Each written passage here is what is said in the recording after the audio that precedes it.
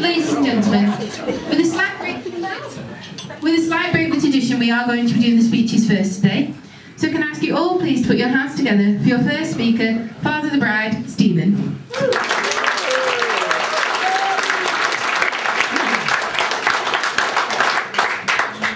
I don't want you to worry if you can't hear, because Paul and Rebecca have kindly made a free CD for you on my speech.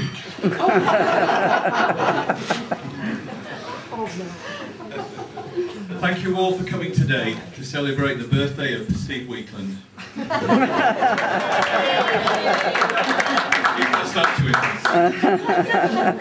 And also the wedding of Paul and Rebecca. I won't talk long because I know you're all hungry.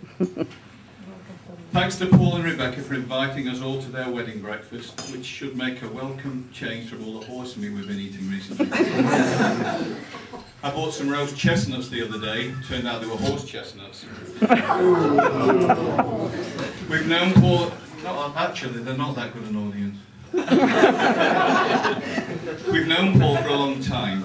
Rebecca met him through her social work, though not as a client. He was a boss. He is now.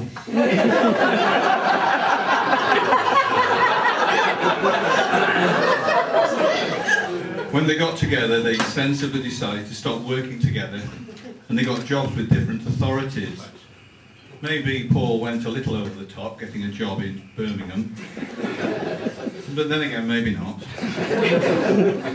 Rebecca and Paul are hardly typical social workers. I could always recognise social workers when I met them on courses because they all wore corduroy trousers and desert boots. And they all have beards. Even the women. The only time Paul wore desert boots was when he was in the desert. Paul's meticulously tidy. He's extremely well organised and takes a great pride in his appearance. He even files his nails. He files them under N. When Georgie sees the ironing board, she always says, "Daddy." It's very definitely the broom with the groom. Sorry, the groom with the broom. Spoiled that one.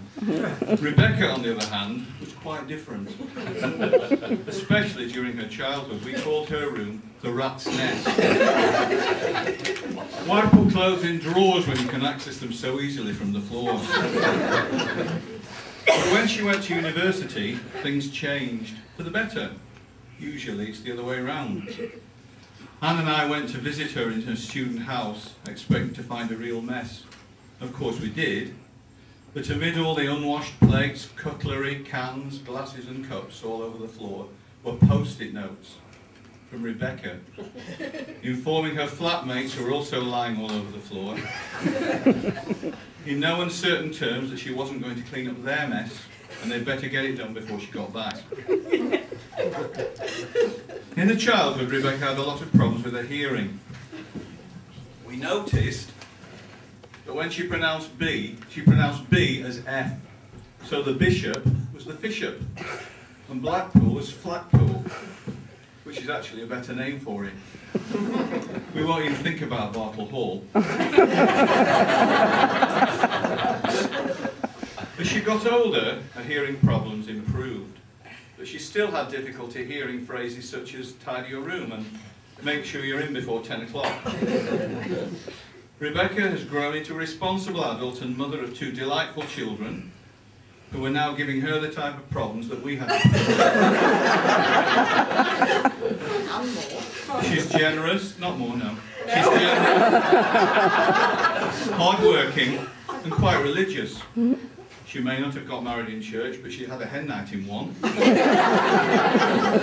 And she's got a lot of them, and she's got a matron of honour, and a lot of her guests wear purple because it's Lent. I've also noticed what an excellent driver she is when she's in the passenger seat of my car.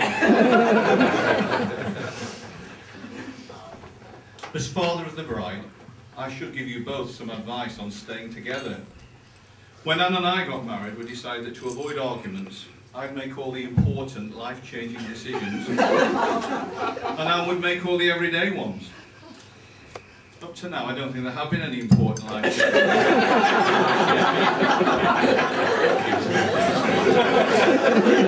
decisions. We're obviously thrilled to see you both married today, and I know that Paul's mother, Betty, who we got to know quite well, will be delighted too. Although she did have a few reservations about Rebecca. That's not true at all. She thought very highly of you, Rebecca, but she didn't know you as well as we do. Anyway, we're all here today to celebrate Paul and Rebecca's wedding, to welcome Paul to our family, and for Paul's family to welcome Rebecca to theirs. So let's all stand and raise our glasses to drink a toast to the bride and groom. Bride and groom.